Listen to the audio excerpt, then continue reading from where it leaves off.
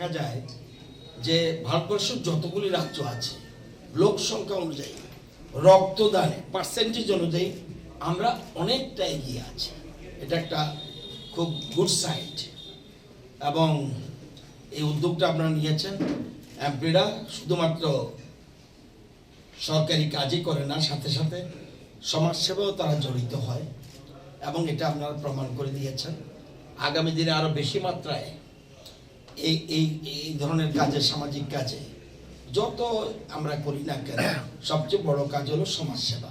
যত কিছু মূল জিনিস এবং বিশেষ করে দেশের প্রধানমন্ত্রী নরেন্দ্র মোদী যে জিনিসটা চাইছেন, অন্তিম ব্যক্তির ডেভেলপমেন্ট সমাজের সকল স্তরে। এই জন্যে ওনার স্লোগান সবকা সাথ সবকা বিকাশ অ্যান্ড সবকা প্রয়াস। শুধু মন্ত্রী একা পারবে না, ব্যুরোক্রেটসরা একা পারবে না, সকলের সহযোগিতায় আমরা রাজ্যকে এবং দেশকে এগিয়ে নিয়ে যাব এবং আপনাদের সকলের সহযোগিতা চাই। আজকে আমরা বর্তমানে আমরা জানলে খুশি হবেন যে নীতি আয়োগ যে সিদ্ধান্ত নিয়েছে যে উন্নয়ন বলতে যেগুলি বোঝায় যে 17টা গোল থাকে, উন্নয়নের মূল যে কতগুলি গোল লক্ষ্যমাত্রা সেগুলি 17। এর মধ্যে aspirant, performer, front runner and achiever. Achiever বলতে আমাদের ভারতবর্ষে কোনো স্টেট নেই। কোনো ক্ষেত্রে অ্যাচিভার 100 আছে, 100-র মধ্যে 100। আমরা কিন্তু অ্যাসপিরেন্ট থেকে বেরিয়ে, পারফর্মার থেকে বেরিয়ে আমরা কিন্তু ফ্রন্ট রানার স্টেটে পৌঁছে গেছি এবং এটা সম্ভব হয়েছে ডাবল ইঞ্জিনের সরকার বলে।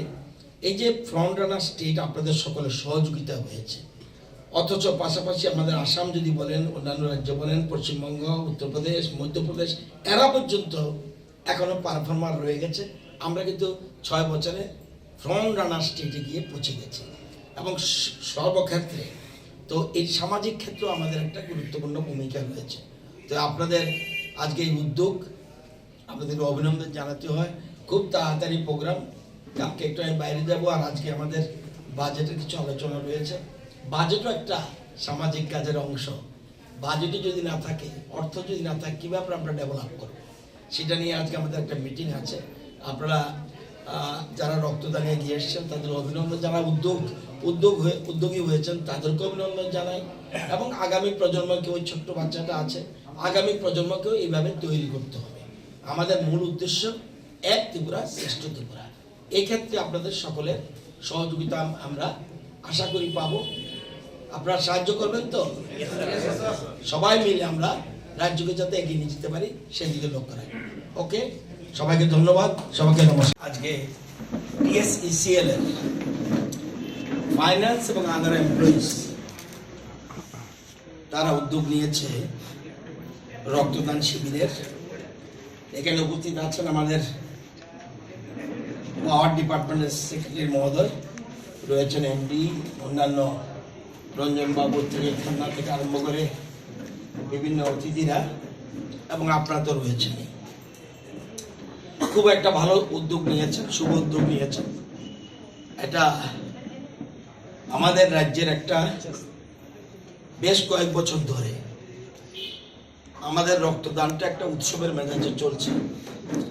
এটা খুব কম জায়গায় পাবেন এবং পরিসংখ্যান অনুযায়ী দেখা যায় যে ভারতবর্ষের যতগুলি রাজ্য আছে লোক সংখ্যা অনুযায়ী রক্তদান পার্সেন্টেজ অনুযায়ী আমরা অনেকটা এগিয়ে আছি।